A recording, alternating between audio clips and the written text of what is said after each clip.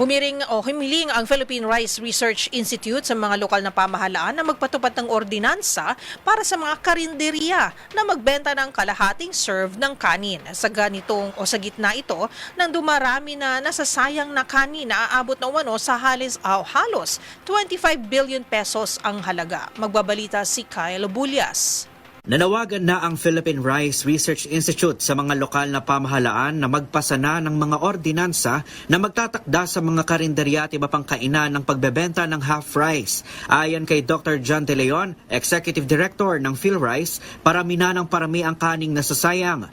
Batay kasi sa pag-aaral ng Food and Nutrition Institute ng DOST noong 2023, nasa 24.4 billion pesos na ang halaga ng kanin na hindi nakakain at nasasayang lamang. Katumbas ito ng halos 11 milyong sako ng bigas na kaya sana magpakain ng higit sa 5 milyong Pilipino sa loob ng isang taon. Hinihikayat din natin yung mga ating mga munisipyo, mga syudad, mga probinsya, kung pwedeng magpasa sila ng ordinansa na nirerekomenda sa mga kainan na kung pwede silang mag-serve nung kalahating tasa lang.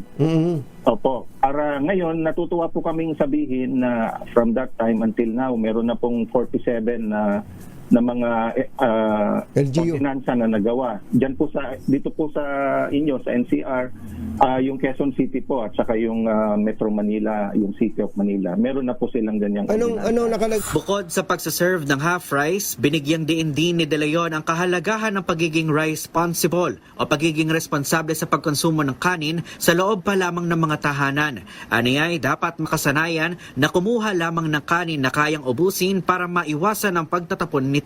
Para sa MBC TV Network News, ito si Kyle Bulyas ng DZRH. Una sa Pilipinas, una sa Pilipino.